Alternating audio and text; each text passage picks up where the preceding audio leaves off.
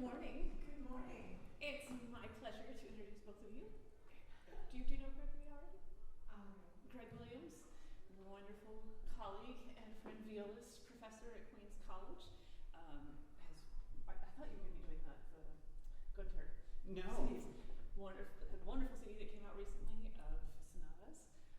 So I'm excited about the new presentation. So, welcome. Yes, normally I've been the last several congresses and festivals for ABS and International Viola Society. I've been presenting the music of Günter Raphael, and today I get to pivot. And it's my distinct honor to be here today to welcome you to the exploration of some of the unaccompanied viola music of Anthony Green. And my original hope was to present today as a live by Zoom interview. But alas, with time zone discrepancies between here and the Netherlands, where Anthony is currently teaching at the Cortona Sessions for New Music, we decided to pre-record our conversation about his work and some of his pieces. So for those of you who don't know Anthony Green, he is a world-renowned composer, performer, and social justice artist. And I think some of you, Hillary, I think you do know him already. As he describes on his website, his work includes musical and visual creations, interpretations of original works, and as well as works in the repertoire. So he's doing a lot of new music collaborations, educational outreach, and he's done a lot of spoken word presentations and performances. And behind all of his artistic endeavors are the ideals of equality and freedom, which manifest themselves in diverse ways in a composition, whether it's a performance, a collaboration, or a social justice work. His pieces have been presented in over 25 countries, and I realize I'm not playing yet, sorry. I'm just cuddling the viola for fun. 25 countries over 6 continents by various internationally acclaimed soloists and ensembles. This includes violists such as Ashley Gordon, Carrie Frey, Wendy Richmond, and myself, among others. And as a performer, he has appeared at venues in the US, Cyprus, France, the Netherlands, the United Kingdom, Israel, Germany, Norway, Switzerland, Turkey, South Korea, Ghana, and I believe Kenya as well, premiering original works and working with student, emerging, and established composers, which include David Liptak, Zeker, and George Crumb, for various performance presentations. He also was a co-founder of Castle of Our Skins, and currently serves as its Associate Artistic Director Emeritus. And are you from the Minneapolis area? No. Okay. Well, if anyone who watches this later on online, if anyone attends the Minnesota Orchestra, he can also be found writing program notes for their concerts, which I just found out the other day. Anthony has composed several works for viola, and I just realized I've been talking. This is Anthony Green. A little bit more about his bio. Composer, performer, social justice artist. He was born in Arlington, Virginia, grew up in Providence. He's also taught various subjects, including private composition lessons at the Universität der Künste Berlin, University of Colorado Boulder, University of Art School of Music, and also was a graduate fellow of the Berlin Center for Advanced Studies in Arts and Science at the Berlin University of the Arts Graduate School, and also holds degrees from NEC and Boston University. I ended up pulling several of the pieces from his website. Right beforehand, he ended up giving me a even more comprehensive list of viola works, including the ones that didn't make it onto his website. But in any case, now I'm caught up to the PowerPoint. Anthony has composed several works for viola, often paired with other instruments and singers, and some he composed for viola alone. And at this point in my career, I've had the opportunity to perform on at least 5 of these works on multiple occasions. And in spring 2013, I ended up writing about Anthony's works, among other composers, in the Journal of the American Viola Society's spring 2013 edition, and the article was titled Rocking the Boat, 21st Century Music for the Viola that Inspires Social Change. And I've had the distinct pleasure of knowing Anthony since our undergraduate days at BU over 20 years ago. We were roommates during our sophomore year, and over the years we have been dear friends, collaborative chamber partners, and I've had the chance to perform several of Anthony's works over the last few decades. And when I was dwelling on the title of today's performance, I realized that while I did turn 40 a few months ago, he still has another month to go. So I feel like the whole title that I went with is kind of a misnomer. That being said, I wanted to have an opportunity to pick his brain and to gain some more insight about some of the pieces he has composed and why he has such a profound love for the viola. So here's a handful of the pieces. The ones that are underlined are the ones you're going to hear in a little while. So Nachtspiel. 2 pages for Kara, which I'll tell you more about in a little bit, and on Zeker. And then here's a few others. I'll show you the more comprehensive list towards the end. So, to get a better sense of Anthony as a composer and performer, and frankly to get a sense of the essence of the amazing human being that he is, I would like to share excerpts of our conversation from earlier this week. Come on. You can do it, you can do it. There we go.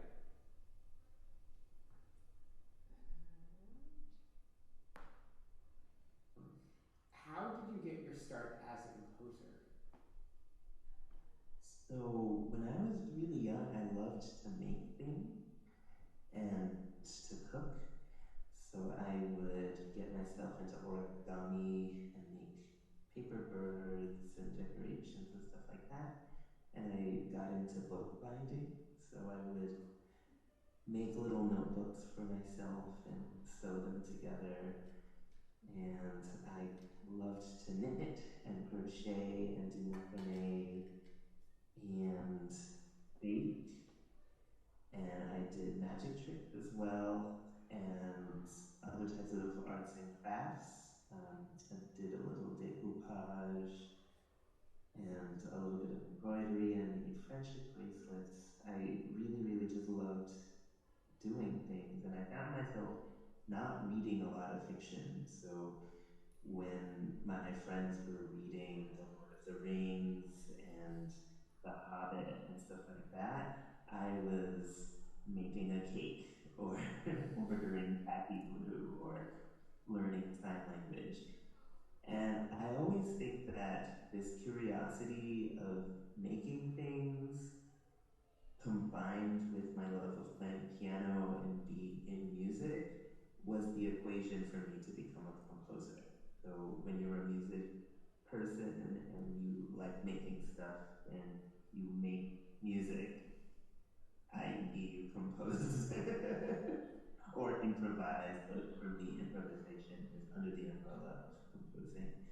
So I would create pieces for my friends and family to listen to. I would perform them on the piano, and I did some funky little piano experiments before I knew that I was a composer. But at Boston University, I entered as a piano major, not knowing that one could enter as a composition major. And during my freshman year, I found myself hanging out mostly with the freshman composers, like I L.J. think I White remember and that. yeah, and Avery Griffin and Adam Knaus. Those were my friends.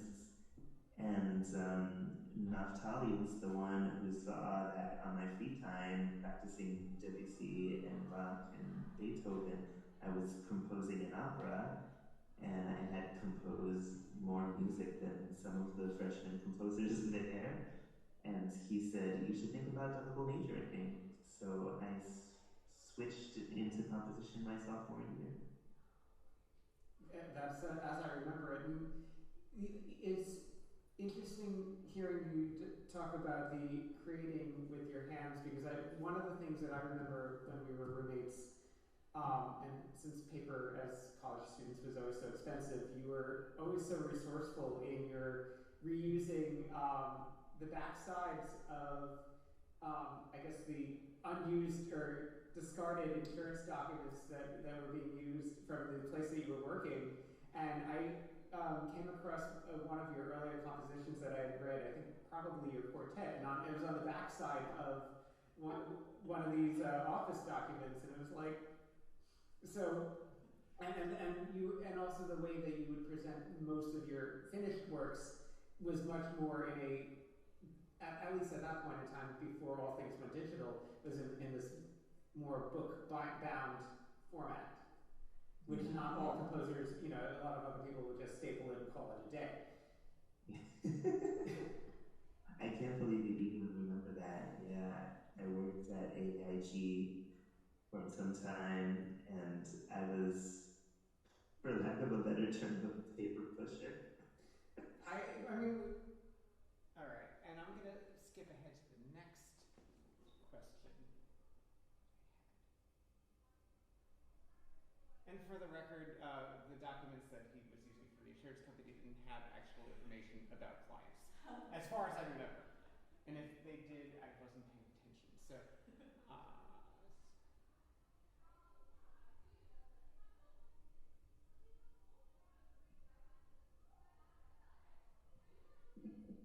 since you mentioned, you started out as the piano being your home base instrumentally.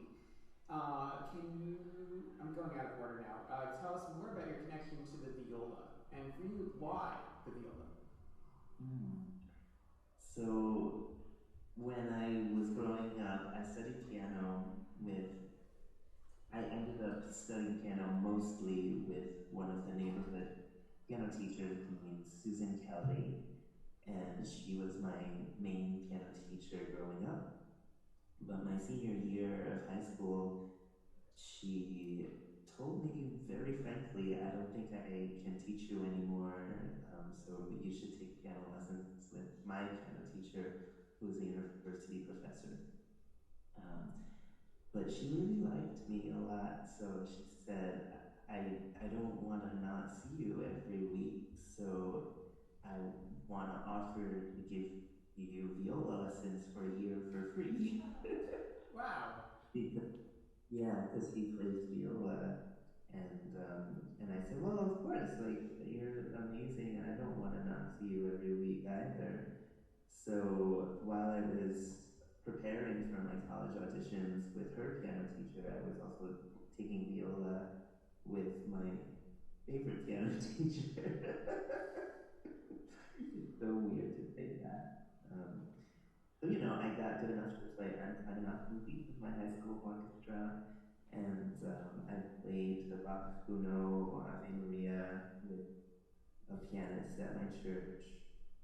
And I'm gonna jump ahead, and the reason why I'm jumping back and forth is because when we were talking, the time zone difference, we ended up getting off on several different tangents and catching up on other things in between. So, the next question that I'm asking him about has to do with his role combining social justice as a and also his identities as a Black and queer man, and how they shape his styles of writing.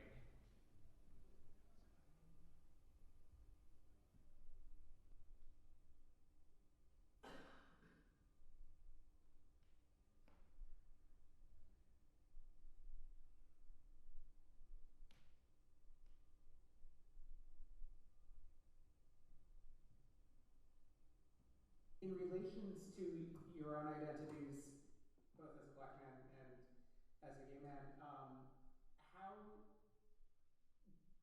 is it that, or how can performers of your works, are there ways for us to express your conveyances when we're performing them, even if our own individual experiences may vary? Well, when I'm writing pieces that concern identity, there are certain pieces that I restrict to performers who share certain elements of my identity. But other than that, these pieces are more about message and the music rather than trying to find something specific to relate to with regards to my identity. Got it. So as long as the performer is an ally and they're performing in a space that they feel safe enough to perform in, or they don't mind providing a challenge to the audience, then anyone can perform these pieces. On the flip side of things, I can't ever remove who I am from what I create. So one can perform a piece of mine, let's say my guitar piece, Sonica Censi, which has nothing to do with my identity. But at the end of the day, any of those audience members can Google Anthony R. Green and find out that I have brown skin and I am married to a man, you know? So there's no real, I don't hide those aspects of myself, and I don't expect other people to expect me to hide those aspects of myself. So even though those particular details might not appear in a composition of mine, there's still only one step removed from finding out those things about me. You know, it's very easy to find out these things about me. Um, And then I'm going to ask for one more time, and then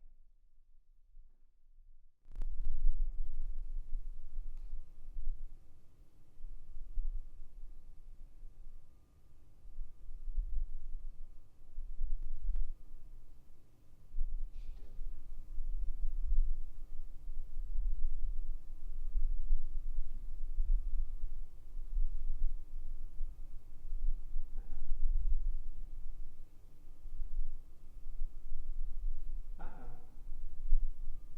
play. And then for chamber works, I would say my biggest work involving viola is a piece called Old Freedom, and that is for flute, viola, and cello with optional narration and optional voice. And it's a big piece when you include the narration and the audience participation and the voice. It's about 30 to 35 minutes long. But I always want people to play the second movement. I think it's one of the most powerful pieces of music that I've composed. And that is about 13 minutes. And it goes through these 3 different Negro spirituals.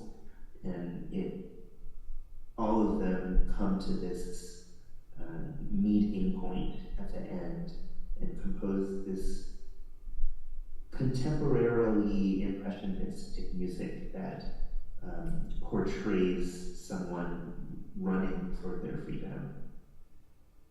And with that, I wanted to add one of the other pieces specifically for viola that, so he was talking about Oh Freedom, but one of the other pieces that specifically gets into social justice is his Dona Nobis Veritatem, which I've played parts of. It's a setting of American text based on the preamble of the Declaration of Independence and the Bill of Rights.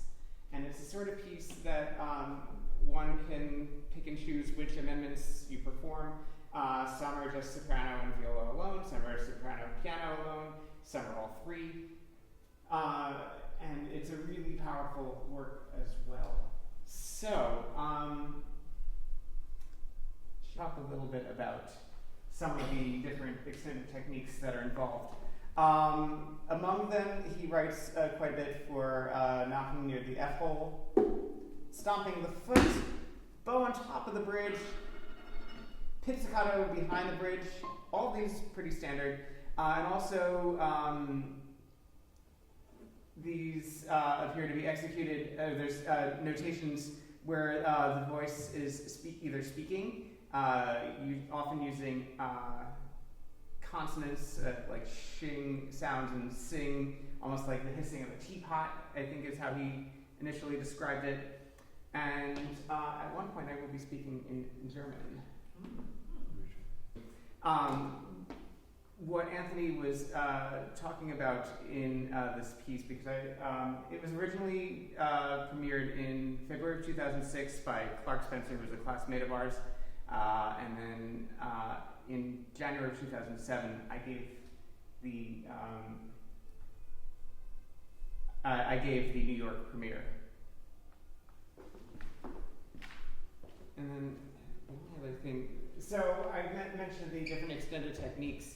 The other thing, because I did want to give a chance for Anthony to speak about it. Let's start with talking a little bit about Nachtspiel.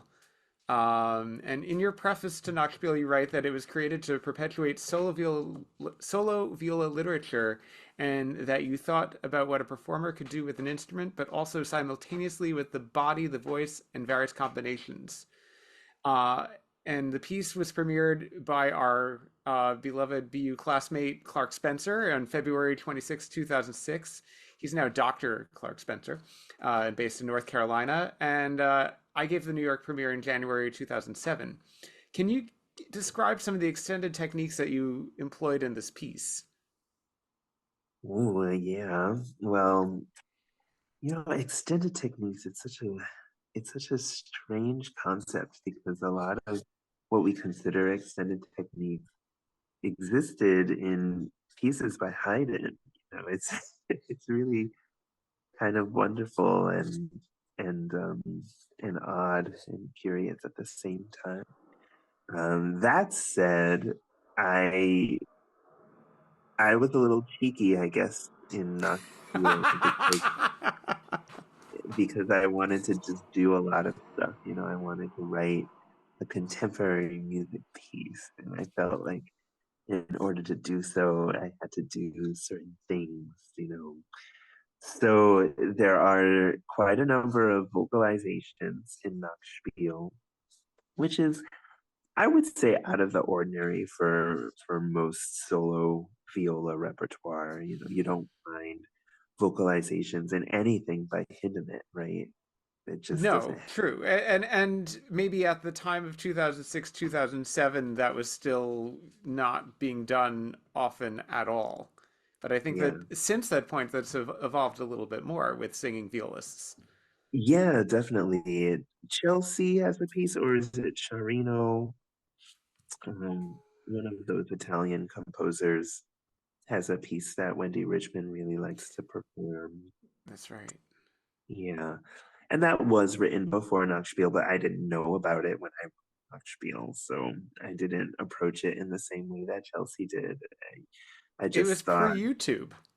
yeah, exactly. Yeah, Nachtspiel is pre-YouTube, so I um I literally wrote Nachtspiel without any example of a piece for vocalizing string player. That's sort of not true, to be honest, I have to say. When I was 16, I played a piano quintet by John Deek. And in that piece, everyone had to speak text, including me. I was the pianist. I had a mad octave cadenza. It was a very contemporary piece, and I had to channel Clifford Chatterley from Lady Chatterley's Lover by D.H. Longman. Um, so I did have an example of people at least speaking words and playing their instruments. That piece does have a viola in it, but I didn't have an example of a solo viola work with non with singing. So because there was no singing in the Deek, it was just recitation, which happens at the end of Nachtspiel. Yes. So Das I guess, Nachtspiel wie Atmung fängt in meinem Kopf an. Am Ende yeah, verschwindet es mit Sonnenaufgang in die Luft.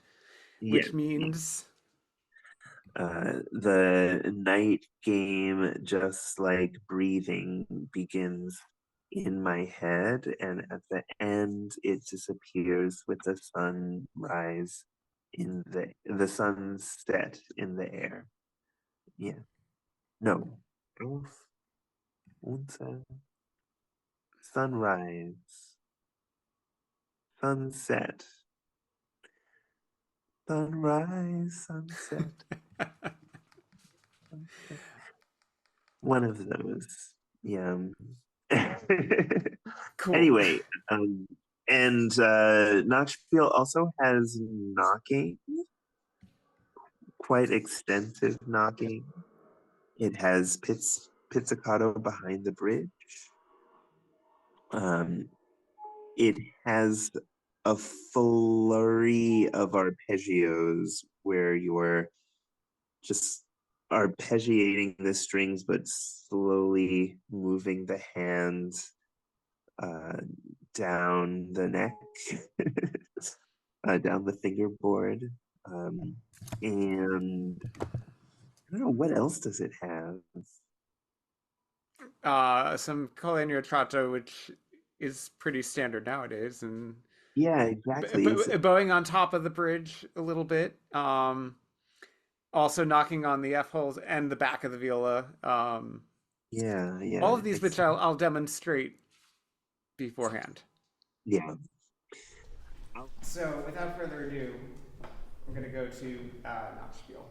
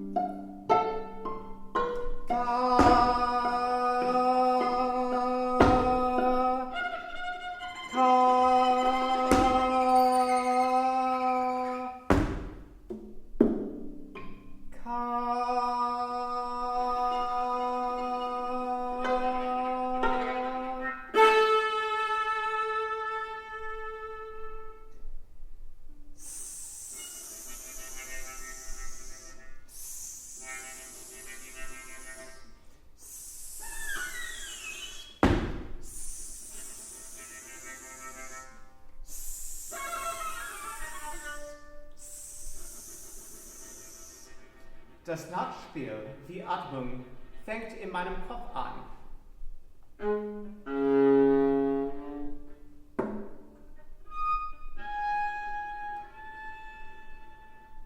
Am Ende verschwindet es mit seinem Aufgang in die Luft.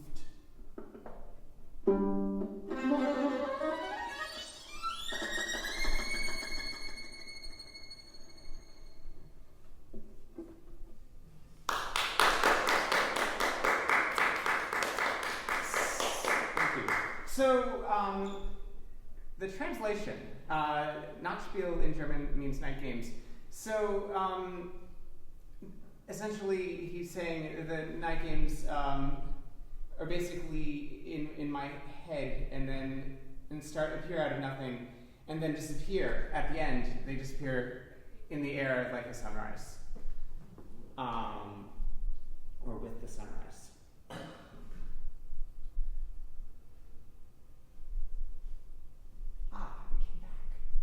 Okay, so I'm going to go over to the next interview question, which is about our next piece.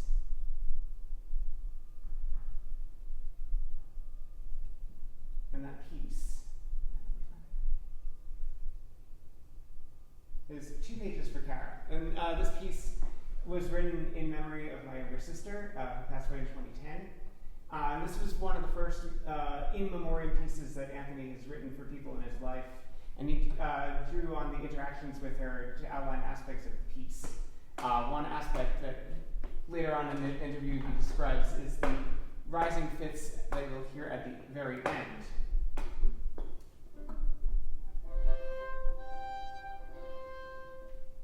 And I don't want to spoil it for you, but they do not quite resolve. And I gave the premiere of this in 2012. So here's a little bit from Anthony about it. Forming is 2 pages for Kara, and this piece has become so dear to my heart since you wrote it so lovingly in memory of my younger sister Kara, and you composed it in 2011. Can you please read the preface for us? Yes, definitely.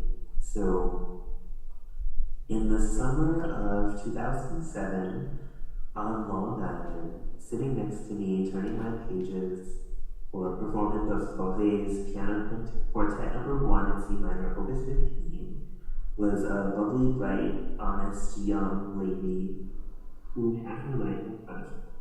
Carol Williams died months before her 18th birthday, leaving behind a questioning family and friends, including myself. The tragedy of lost innocence is always a severe loss, especially when the deceased had a heart and spirit of giving. This piece, 2 pages for Kara, was composed for her brother, a wonderful violinist and a great friend of mine.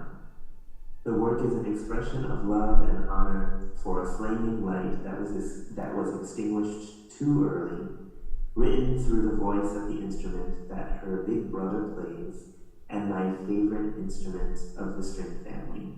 I'm so glad that I got to meet her despite her short stint on this earth, and I know that she is still around, giving as much as she can in her afterlife as she did while she was physically here. So without further ado, I'm going to play 2 pages for Kara for you. Thank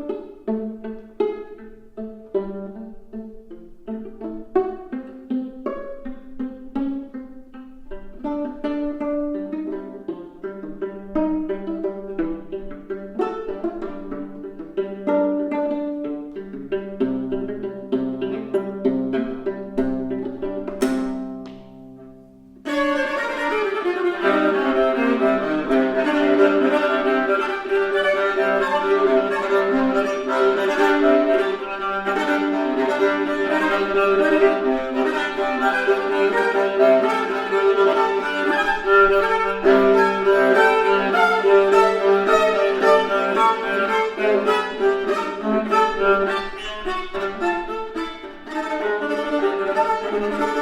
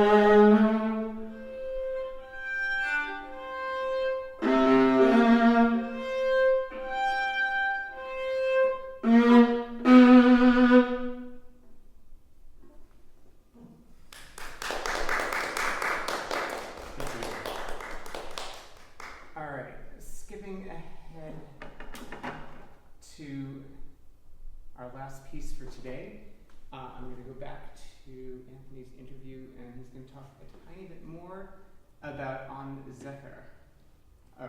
Zeker, I guess is the more correct Dutch pronunciation. Let's see. This was a piece that he originally wrote in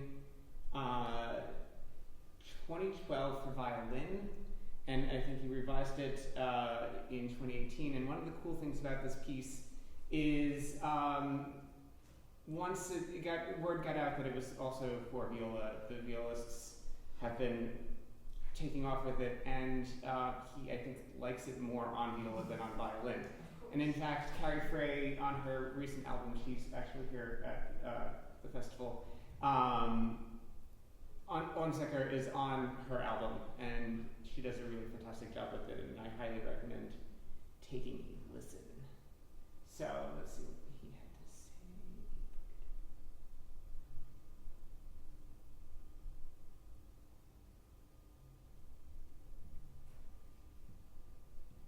Of the three pieces that I'm presenting at the American Viola Society Festival this year, On Zeker is perhaps the best known, at least among violists, of the three pieces, and has been performed both on viola and violin, which I know you told me I shouldn't acknowledge, but I'm going to anyway.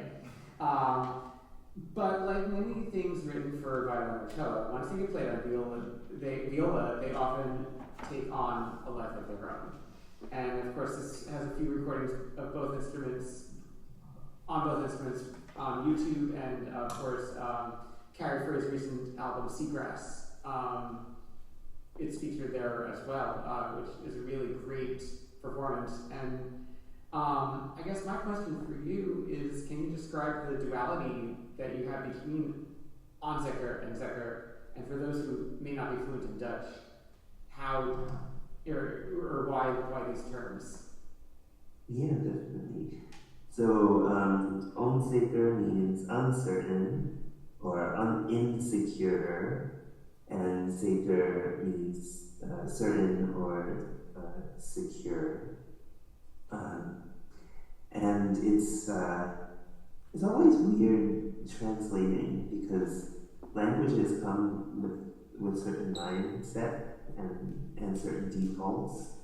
So, for instance, in Dutch, if somebody asks, like, do you want a beer? You can say, ja, zeker. Like, yeah, certainly, of course I want a beer, you know?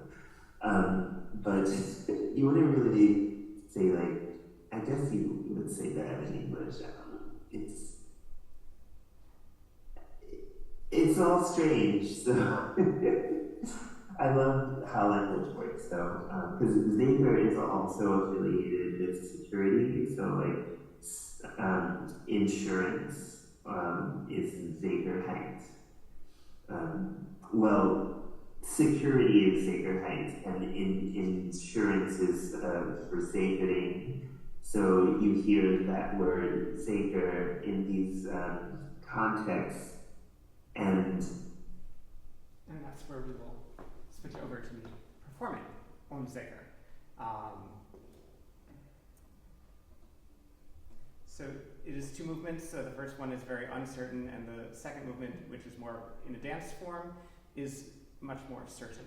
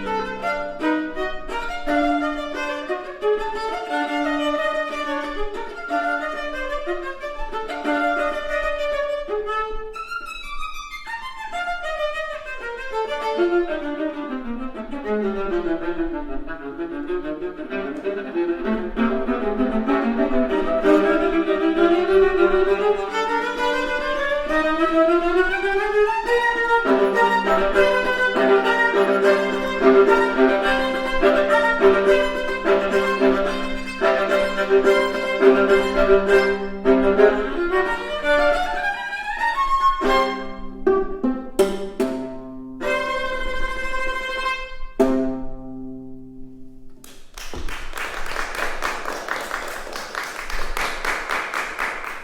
you. So, in closing, because I know we're slightly over time, for more information about Anthony Green's music, please visit his website.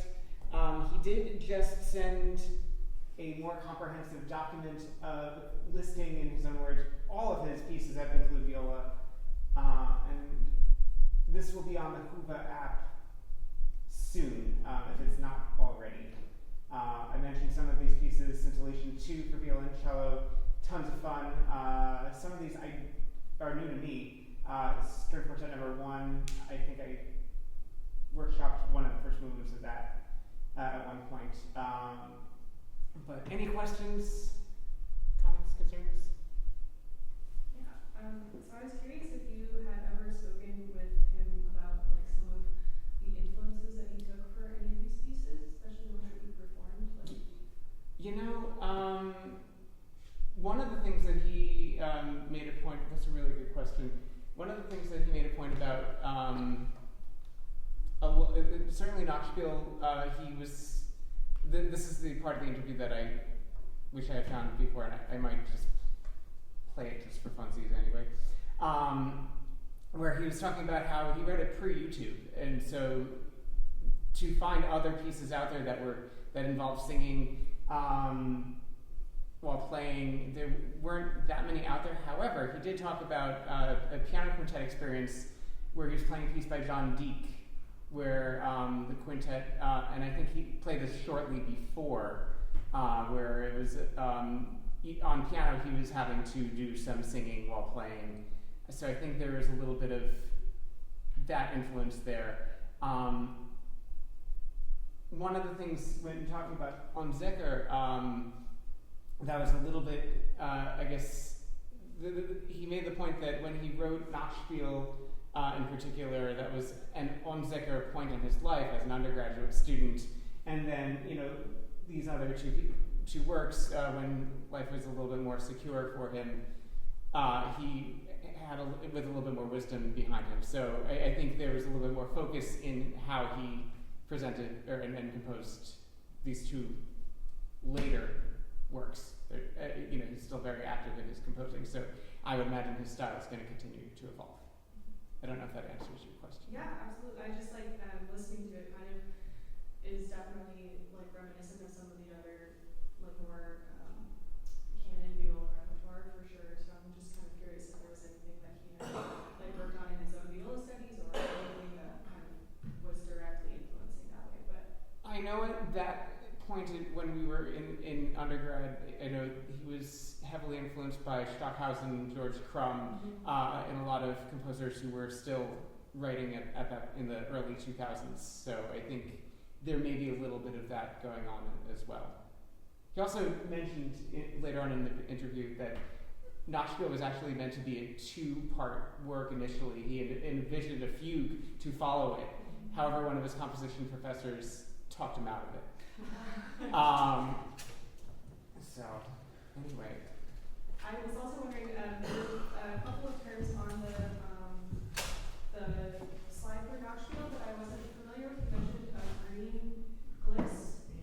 Yes, green bliss, and that's something unique to him. It's probably not actually, but yeah. And he admitted when in his early 20s he was a little bit cheekier at that point in time, and I think in learning or like exploring what other composers were doing something similar, and I think he's since retracted using that specific term. But at the time, it's still written in the part. Okay. And the last question, you also had written down Collegno versus Collegno Tratto. Yes. So Nachtspiel and my bow's a mess right now. Definitely a lot of regular Collegno Tratto, more with just a little bit of, some with no hair, some with just a stick. Okay. And so that piece in particular vacillates between all of them. Did you, the work for your sister, the 2 pages for Kara, did you commission that, or is that something he he wrote it on his own accord. I was curious if you had experience working with him as a when you commissioned something. What how He said, I want to do this, and really wonderful. so I ended up performing it at the Graduate Center while I was doing my doctorate, about 2 years out.